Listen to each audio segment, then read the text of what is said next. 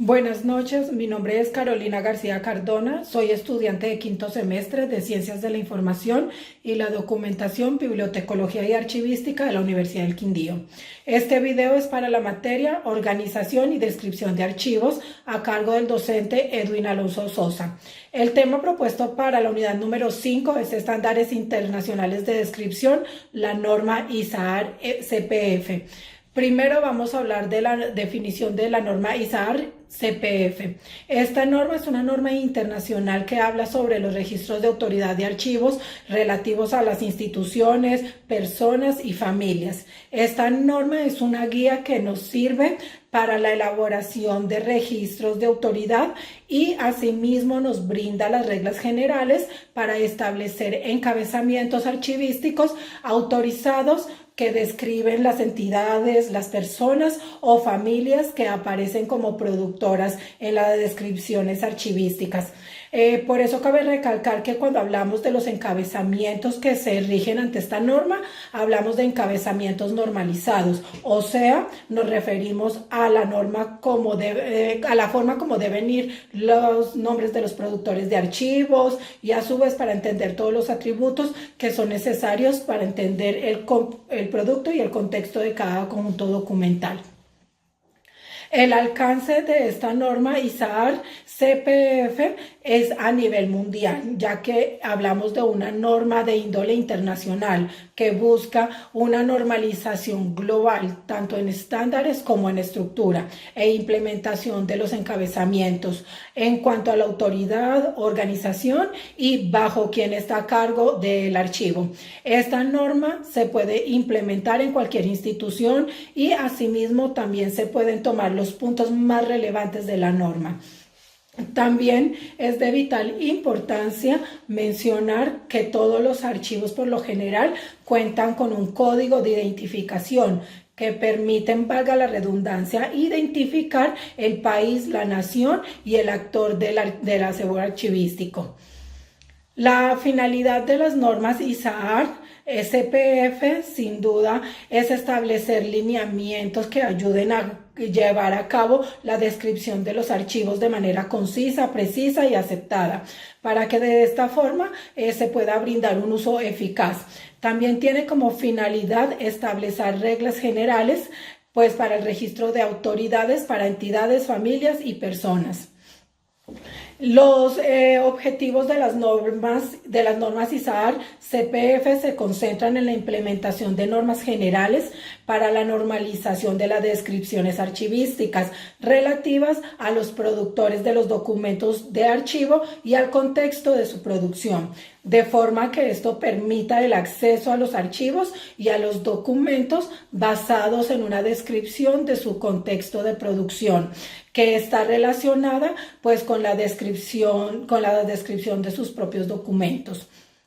Otro objetivo muy importante es la comprensión por parte de los usuarios del contexto que yacen en la producción y la utilización de los documentos de archivo, que esto permite interpretar de mejor manera su significado y trascendencia. Asimismo, busca la identificación precisa de los productores de los documentos, incorporando la descripción de la relación entre diferentes entidades, especialmente en información relativa a cambios administrativos en las instituciones o al cambio de circunstancias personales en individuos o familias y al intercambio de estas descripciones entre instituciones, sistemas o redes. También tenemos que hablar ahora de las estructuras, de la estructura ISAAR CPF. Esta norma en su parte estructural agrupa elementos de información que debe contener cada elemento. A, nombre del elemento de descripción. B, una definición del objetivo. Ahora vamos a hablar de la estructura de las normas ISAAR CPF. Esta norma en su parte estructural agrupa elementos de información que debe contener cada uno. Estos elementos son el nombre del elemento de descripción, una definición del objetivo del elemento de descripción, una definición de la regla o reglas aplicables a cada elemento y también los ejemplos que ilustren la aplicación de las reglas o reglas. Las áreas y elementos que se deben incluir en la descripción bajo las normas ISAAR-CPF son el área de identificación.